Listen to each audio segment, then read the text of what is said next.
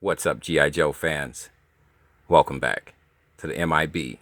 Master Museum. I'll be your curator today. And guys, we have a fun offering for you today. Really cool figure, a blast from the past, all the way from 2001. We bring you the G.I. Joe Urban Camo.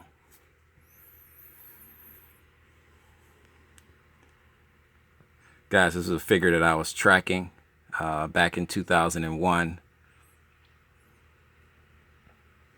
with great anticipation, and it did not disappoint me. Just a cool figure. I love this figure because of the head covering. He has the baklava and the helmet are selling points for me. I just think I always like G.I. Joe's dressed like that. They're really cool. To me, they really have that cool factor when they have those ski masks like on, and he's got the black helmet. It's really cool. The urban camouflage material scheme that they went with for the uniform is phenomenal. Different. I think I have maybe 2 or 3 G.I. Joes in our museum collection that has this particular design, camouflage design, and we'll be doing reviews on those guys probably further down, maybe a few weeks from now. Newer head sculpt for that time period, back in 2001. Once again, these guys didn't come with a lot of accessories. I believe I paid $24 for this set. I bought this at Target. I was on a Joe hunt back in 2001, and I found him and about 4 other G.I. Joes that I just had to buy. You know my motto, guys. I never leave a Joe behind. We have to pick up all the Joes. You see he's got his dog tags, and this is a police dog tag, basically. It's got the police logo on it there. Very well made. Price point on this guy, you probably can still find this guy on the secondary market for a really decent price. I'd say between $30 and $50 is not asking a lot for this figure. And more importantly, I would say Cotswell Collectibles would be your best bet in trying to track down this figure, because they have a extremely large inventory of G.I. Joes, mint on card, mint in box, and the good people at Cotswell Collectibles, they themselves are collectors. So you're buying from collectors, and you're buying them at a really decent price. They're not going to try to run the prices up on you. You try to find this guy on eBay, you may get into a bidding war. Amazon has been known to kind of hike their prices a bit, but all in all, this guy, that being said, you can find this guy. You definitely can find the urban camo G.I. Joe on the secondary market in this condition. It's just a matter of how much you're willing to pay. There's those gung-ho grip hands. And we saw that the gung-ho grip hands pretty much stayed with G.I. Joe for the remainder of Hasbro's production run of G.I. Joe. They never really went away from, once those hands were introduced into the G.I. Joe collection, they never stopped using them. And they were, to me, still the coolest hands out there. He's got his smoke grenades, red, yellow. Excellent. The card is beautiful.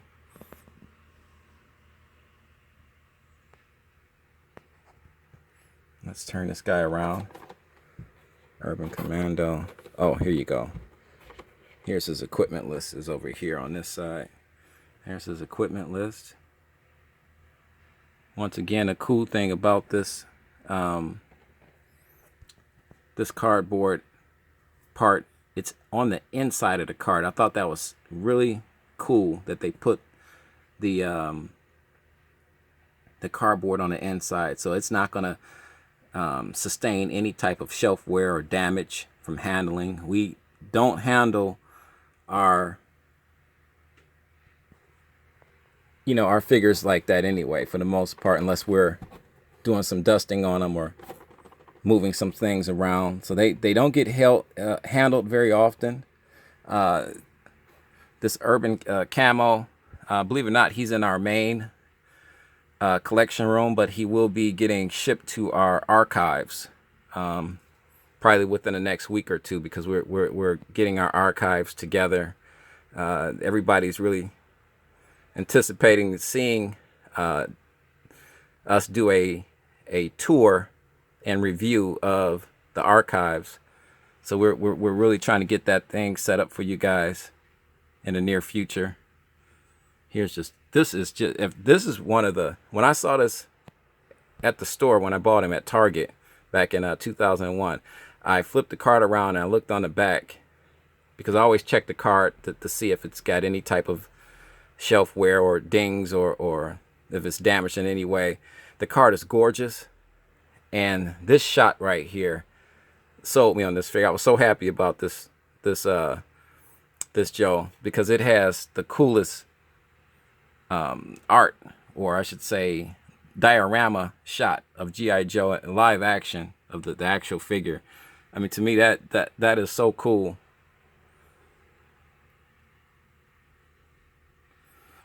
Joe's he's looking to get into something right here. Somebody's in a world of hurt, or about to be in a world of hurt. They don't know what they're walking up on. I thought that was really cool. Here's some more of our guys. The Navy SEAL takedown team, G.I. Joe, and a Vietnam door gunner. We have these guys in our museum as well, so stay tuned for reviews on those guys in the next, in the upcoming weeks. Let's see what year. 2001. As you can see, the card is gorgeous. Here's the backstory on the urban camo G.I. Joe.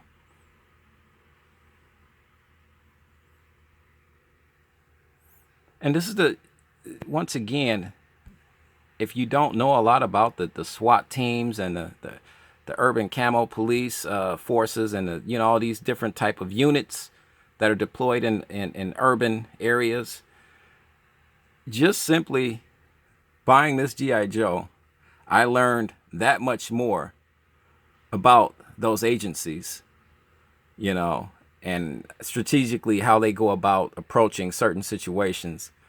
And it was really cool. This is why, guys, I've said it a million times. I got to say it 1,000,001 times now. This is why we don't discard or destroy the boxes or the carded figures, that the figures come in, because they are themselves a piece of history. And the historical value on this card is extremely high. 20 years from now, this card is looking just like this.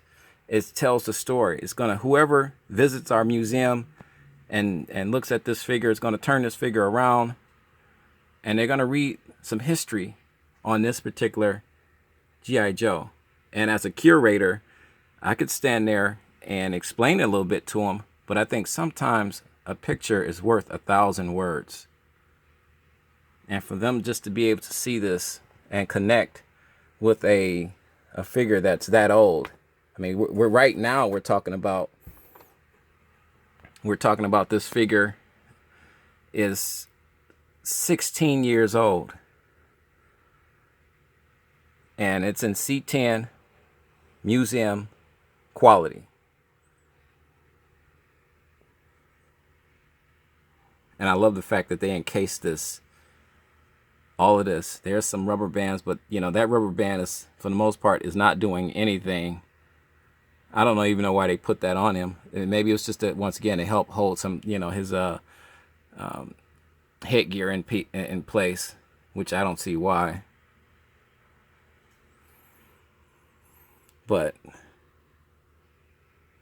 he has little use for those those rubber bands, because the packaging is so beautiful. It was an excellent way to package these guys, encase them in all this plastic.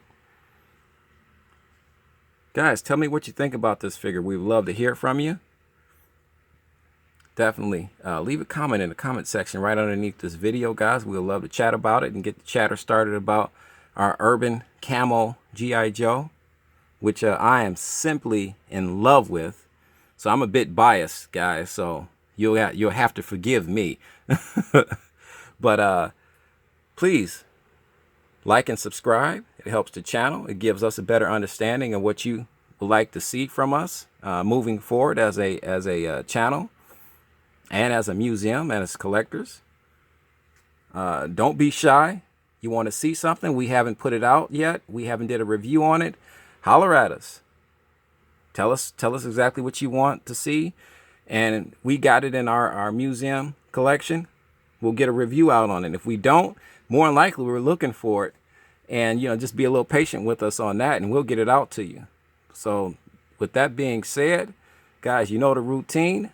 We'll be doing a few more today. We have some more fun surprises in store for you later on in the week.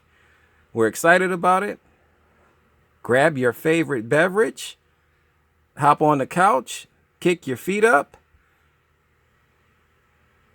and tune in to the M.I.B. Master Museum channel. With that being said, guys, God bless.